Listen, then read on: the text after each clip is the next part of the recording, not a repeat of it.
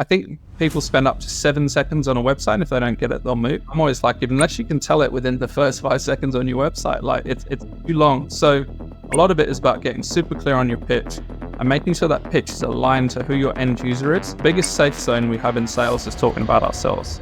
Liam Sanders brings over a decade of global expertise in sales, marketing, go-to-market strategy, and partnership management. He is dedicated to supporting clients by crafting comprehensive strategies that drive sales, enhance customer engagement, and maximize return on investment. Liam's ultimate goal is to empower clients to achieve sustainable growth and lasting success. You have a role in risk consulting, and then you pivoted to like sales and growth. And to my mind, those seem like very different kind of roles or responsibilities, but I imagine there was something that you learned that allowed you to make that transition and perhaps even add something unique to the sales and growth roles that you're doing now. Could you talk a little bit about that transition, what you did in risk consulting and sales and growth? Absolutely. So yeah, you mentioned my career, I've worked for law firms, I've worked for risk consulting insurers, generally who are there to advise clients on how to take or mitigate risk or how to take correct risk, basically. So giving them an understanding of their current landscape and where they are at from a risk posture, and whether that means they can leverage things from insurance or they can take further, risks in certain areas. So that was, albeit more sitting on the sales side of things, that was truly my background. And, coming into sales consulting and starting my own company where clients are looking to me to help them, give them the best paths to grow as an organization, whether that's to improve their sales, improve their revenue, whatever that is, as they are taking some sort of a risk because they're ready to actually make some changes, because usually it's coming from a situation where they've been quite stale or some things haven't been working. So for me, I always try and mitigate the risk involved by giving them sort of advice that can help them do this based on sort of budget and the challenges they face. So, typically they want to keep things as low cost in terms of some of the risks they're taking, i.e. they're launching a marketing campaign or they're launching a new strategy.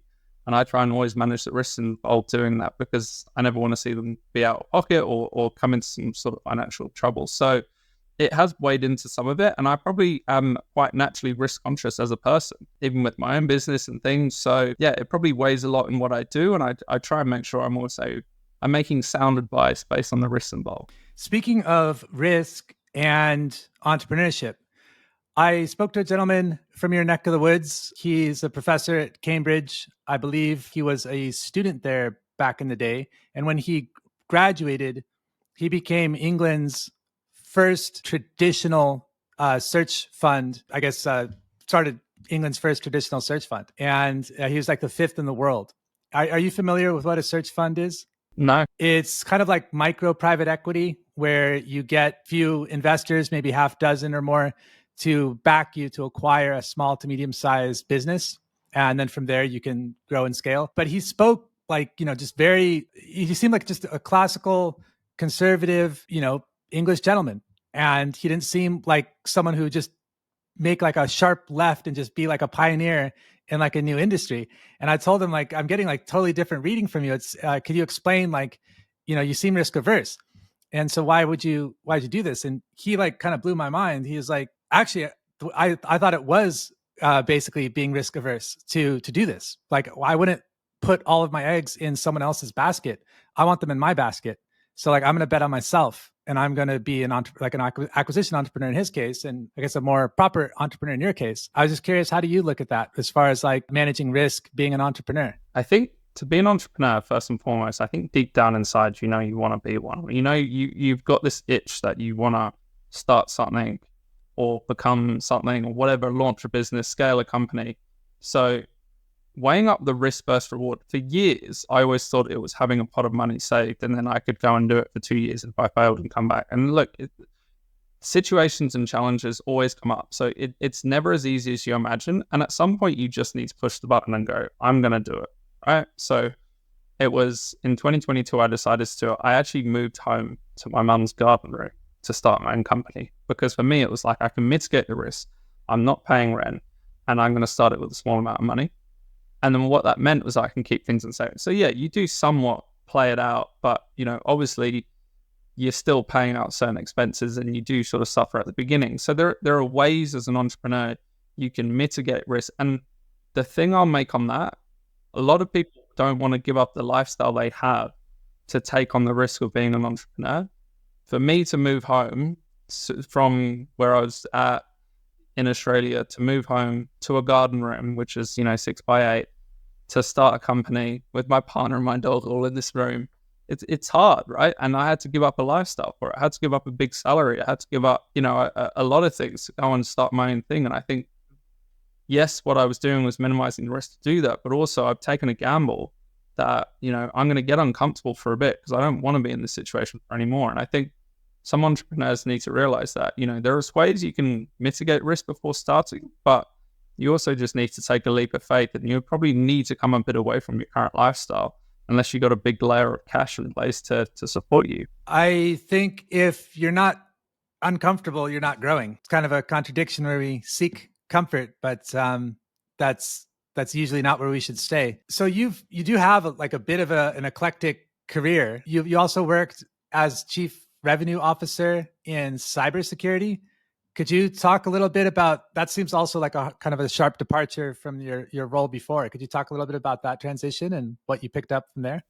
Chief revenue officer is, I don't know if it's a newer terminology, but it essentially is someone in charge of all the revenue streams. So you're looking at streams through sales, growth, partnerships, customer experience, marketing, you name it. So it's someone that covers across all streams. So typically you have a head of sales, head of marketing, and they might report into chief client officer or chief commercial officer, or they might even just report into CEO, the CFO or whatever.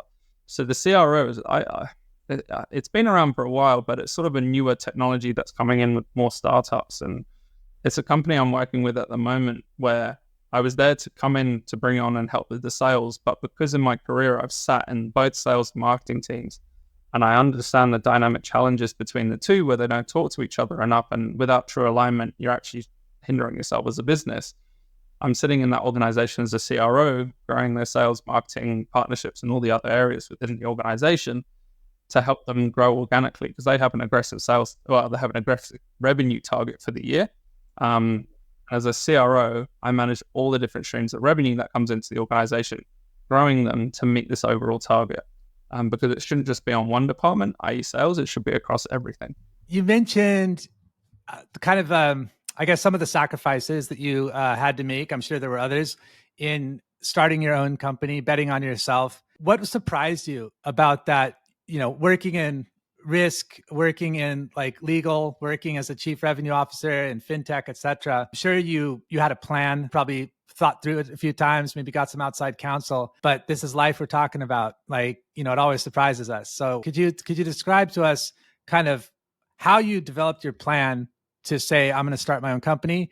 And then like, what surprised you anyway? What could we learn from that? Yeah. So good question. I think, I've been talking to a number of people over the period of months about starting my own company, family members who had their own businesses, and they were telling me, just go for it. You'll never work as hard for anyone as you will for yourself. And I was just getting this consistent feedback. Now, as I sort of mentioned to you before, me starting my company was actually based on the political environment where I just relocated back to the UK. I'd done a period of traveling. I was looking at getting a full-time job, and we had a change of PM after 6 weeks.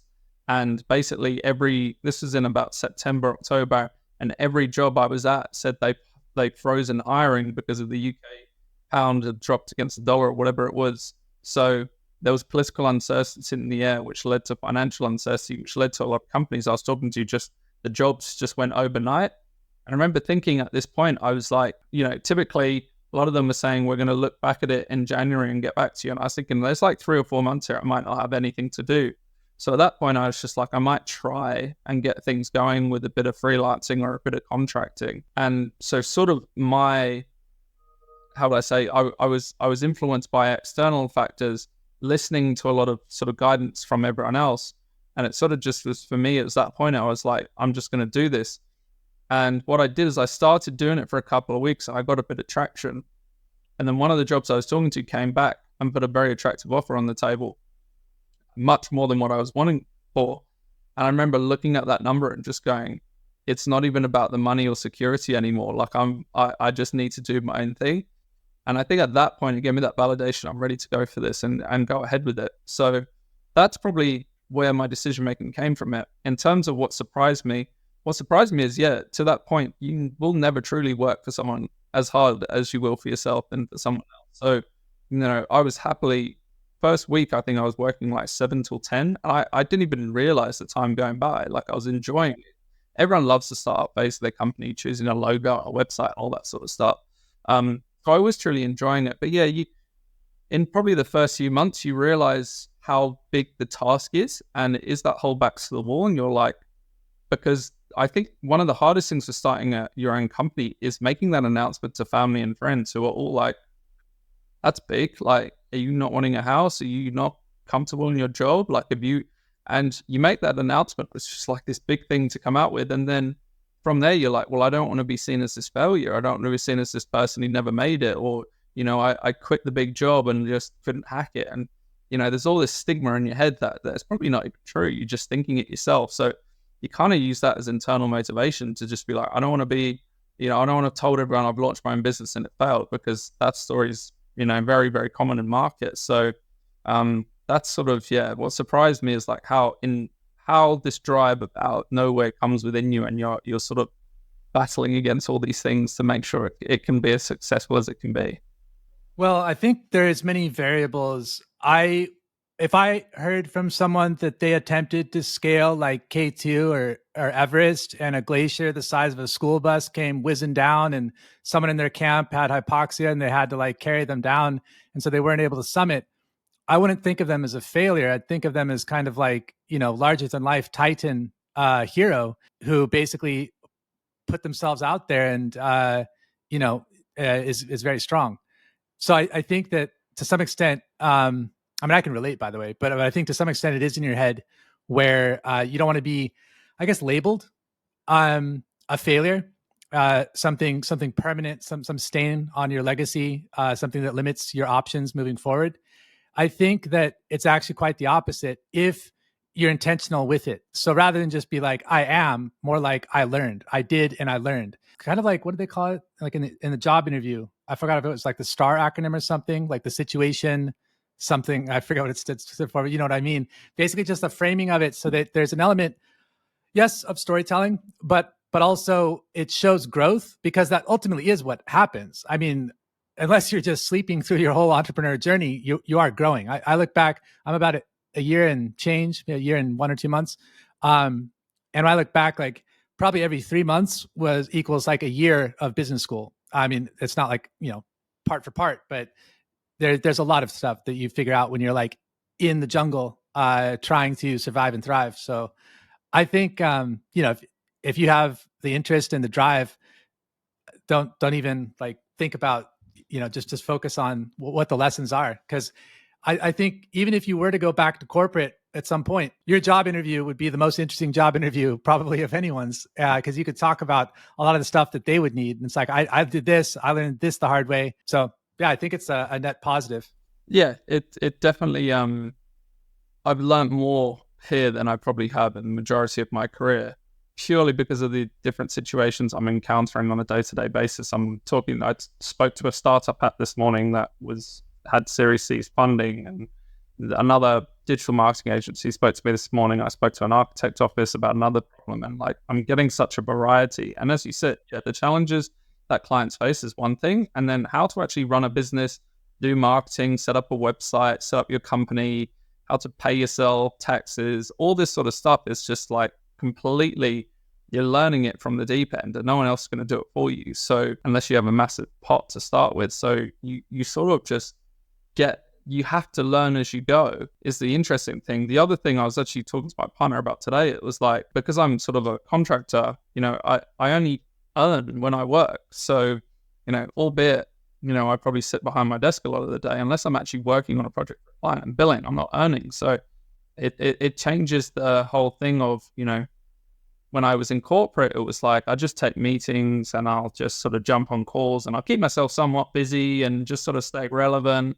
When now I'm just like, I'll take a meeting if it's necessary, but otherwise I need to bill to earn. So everything I do now is just very driven around what can I do to give the client an outcome so I can actually spend time on it and work with them and earn a living. So it's a complete change in mindset from what I was before, where if I didn't work, I'd still get paid. Where now I'm like, I actually have to work to get paid. So there's a bit of adjustment there, but it's the growth side of it's massive, and you'll learn a lot. Even if you don't come out of it the way you wanted to, you'll learn so much A, about yourself, B, about business and how things operate differently at certain scales, whether you're working with startups. And you'll have very valuable knowledge if you do get back into the corporate world. What is entrepreneurship like in the UK? Like, I haven't talked to many entrepreneurs in England yet. I'm just curious, like, what works well? Where's the room for improvement for entrepreneurship in the UK? Entrepreneurship in the UK is good. And I'll say that because it was probably coming back to the UK that I realized if I was going to gamble on being an entrepreneur, I'm in a massive market, right? So I think it's good for a startup because there's a huge amount of opportunity here. There's 70 million people in a small space, millions of companies, millions of startups, a lot of activity happening in the private equity startup tech market who are needing advice, support, guidance. There's just a real scale of opportunity here that I think a lot of it's untapped. And I think if you're a founder or an entrepreneur and you want to start a business here, then you really just need to understand some of the main problems what clients are facing in market and how you can solve them. And I think there's such volume that you can go through here quite quickly with all the AI tools out there that you'll be able to get some decent responses to understand.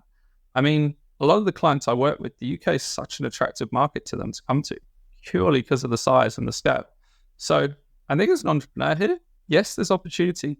In terms of how it's structured and, supports from governments, yes, somewhat. There is rumors because we are going through a change of government. Some of that may change and they may try and push people away from, being self-employed, subcontractor and bring more, which has benefits in certain ways, but they might try and push people to be more inside of companies and growing it that way. But in terms of the opportunity, yeah, there's huge scope. And you have Europe on your doorstep.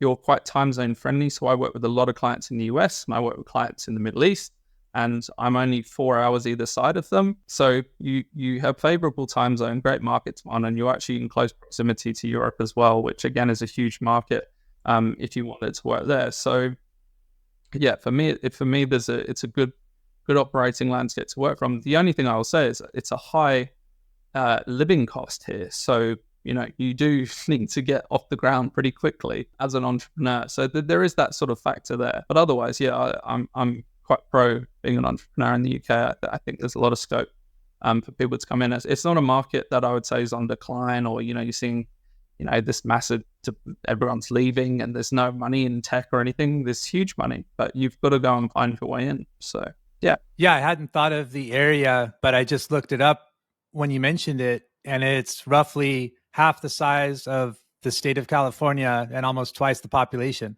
So to your point, it is like a very dense populated group of people to do business with. So that makes a lot of sense. Looking back so far, I know your journey's still to some extent like getting started, but look, you do have a lot of experience and you've been in the game for coming on 2 years. Is there anything you would have done differently? You kind of have to learn them to, if I was to go back, I would have started with my original company, my current company name, instead of going through a year, and I wouldn't have done marketing at the start. And yeah, there's things you would change, and there's ways you would have worked. I think I mentioned to you before, I suffered a bit of burnout in about September last year, purely from overworking myself, and I took on way too many projects at once, and I assumed the more I worked, the more I make, the happier I'd be. Not the case. So yeah, there's a couple of things, but I'm also grateful that I've learned those lessons and understood. I think that shapes you in your career in entrepreneurship to know working too much isn't actually good for business, because it tires you out, makes you want to do less work. And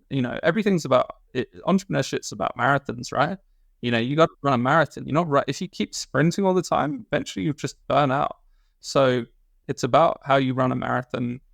Things like changing the business name, yeah, great, because that's given me, I work with a number of clients that ask me that question. I can tell them, well, this is how you change your brand. This is where you go to for your website, and gives you that experience as well. So I wouldn't change as much. I think, a lot of it's given me the the essentials to understanding and how to improve and how to not. So yeah, I probably wouldn't change much at this point because it's all been a learning so far, in my opinion, I think. And that's important. And you need to embrace that. Like when you're faced with adversity in business, clients not paying and all these things, well, then you need to learn. If a client doesn't pay me, I don't work with them anymore. Like I'll get that payment and that we're done, and I think I've told you, I have 2 rules in business. I'll only work with the client if I can add value. If I'm not adding value, I won't work with them.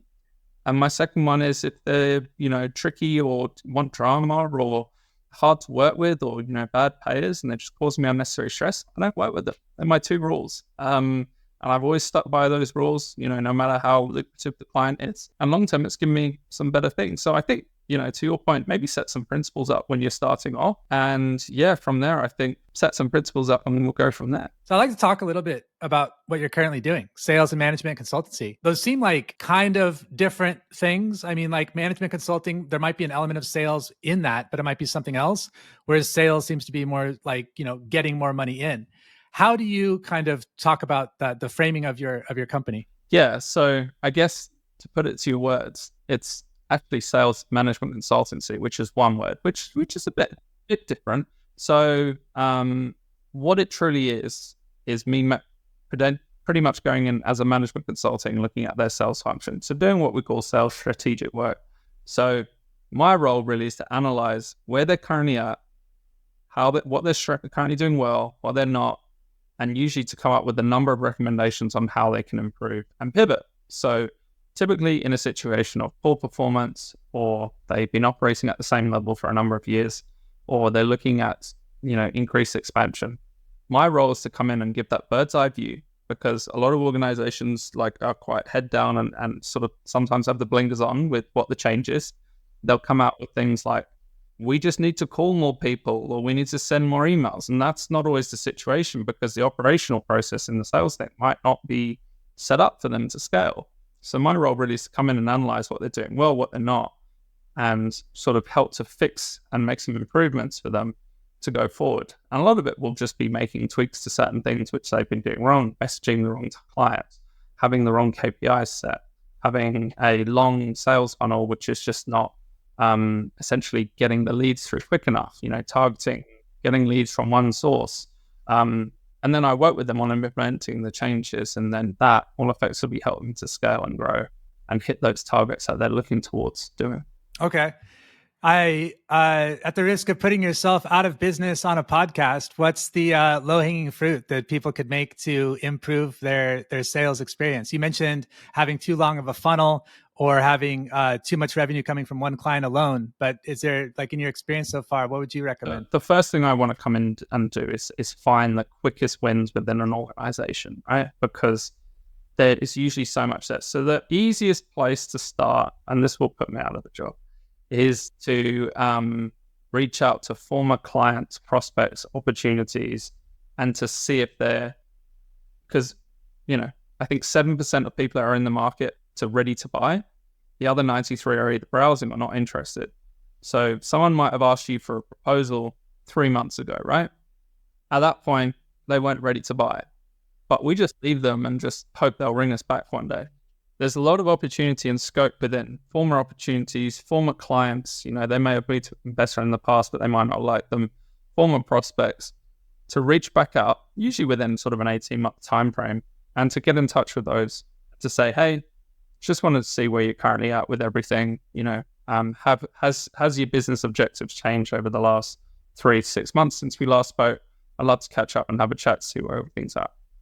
That there is probably the easiest way to get back in, because A, it's not cold, because you've already met them, have a conversation, built some rapport, and B, you're just sort of reaching out in a way to sort of have a conversation. You're not sort of pushing anything, you're not being salesy, and usually from there you'll understand where they're at within their sort of buying journey, and if they're interested in. So that there is probably the starting point. The other ones is obviously to actually focus on your current clients. If you do have current clients, where there's scale to grow within them, because I think, again, a lot of us just rely on our clients to bring us work, but actually sitting down strategically and going, how much value do they bring to my organization? Where would I currently rate them in sort of a health score? And how can I grow that client for the rest of the year? It's called key account mapping, but they should be doing a lot of that.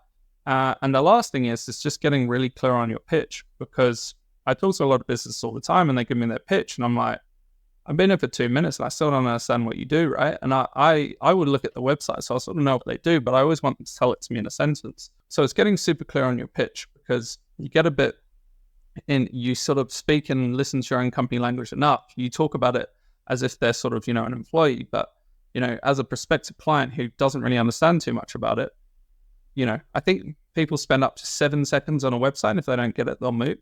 And I'm always like, unless you can tell it within the first 5 seconds on your website, like it's too long. So a lot of it is about getting super clear on your pitch and making sure that pitch is aligned to who your end user is and it's addressing the pain points that they're facing. A lot of us is just crafting our messaging, because as individuals, the biggest safe zone we have in sales is talking about ourselves, because it's the easiest thing and it's the most thing we're comfortable talking about.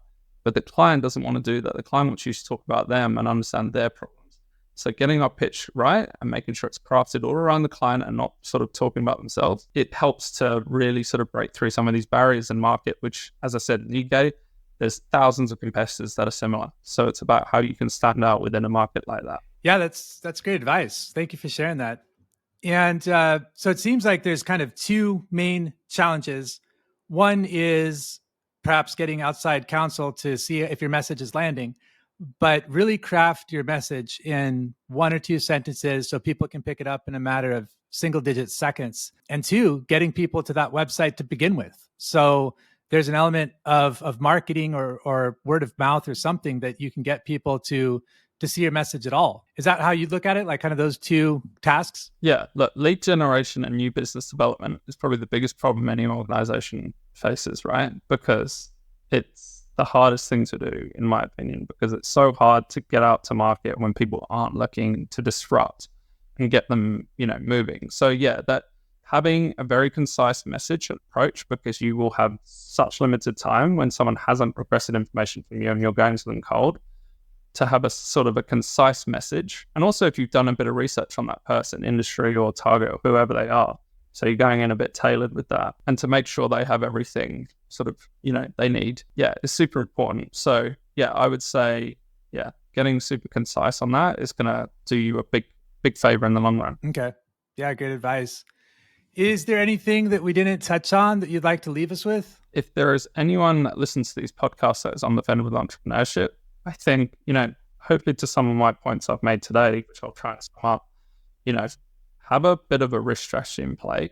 If you really want to start your own business, you had this dream, work out a bit of a risk strategy, whether it's to move home, whether it's to put aside some savings, and just give it a go. Everyone talks to me about setting up a business on the side, and then you kind of got to dive into it and just go for it, because unless you're like fully involved, businesses, I find it's really hard to do on the side of anything else, to really give it your full 100% dedicated attention. If you are giving it your 100% dedicated attention, then you'll know at the end of the day if it's working or not. So my advice would be to just go for it fully, take that risk on, but try and mitigate it wherever how. Yeah, read and learn and sort of try and consume as much, but from knowledgeable people. Don't listen to any of the charlatans out there that are promising everything on Twitter. And just sort of you'll dive in, learn as much as you can, and then from there you'll start to create your own path. But that would be my advice to anyone listening if they are interested in entrepreneurship. It's a brutal world. Look, once you get into the arena, and I'm in it now, it's tough, because people are emotionally involved in winning work and things like that, because at the end of the day they might have a house and mortgage on the line, right? So how another entrepreneur comes into a bid with you it's tough, right? Because it's a scrappy market. But I think just ride that out and just throw yourself in there and see how you go. And if you don't like it, then fair enough, but give yourself a pat on the back for trying. But for anyone who's on the fence, just have a crack, because you'll regret it long term, I think, if you don't. Yeah, sound advice. So theenviable.com domain, swifttree.com for people interested in seeing what you do. Is there anywhere else you want people to follow you? Yeah, look, I've got a LinkedIn. I'm quite active on that, such as Liam Sanders on LinkedIn. And yeah, I've got a Twitter page as well, Liam Sanders. So yeah, happy to have a chat with anyone on social media. When I first started my company, reached out to a lot of people who were a couple years ahead of me on the journey and said, how do they get there? And, a lot of people are willing to give advice back. So that would be another tip, is to, if there's someone who you think's sort of ahead of you on the journey, reach out. I'm sure they give you some sound advice. But yeah. Great. Well, thanks for talking to us today, Liam. Best of luck.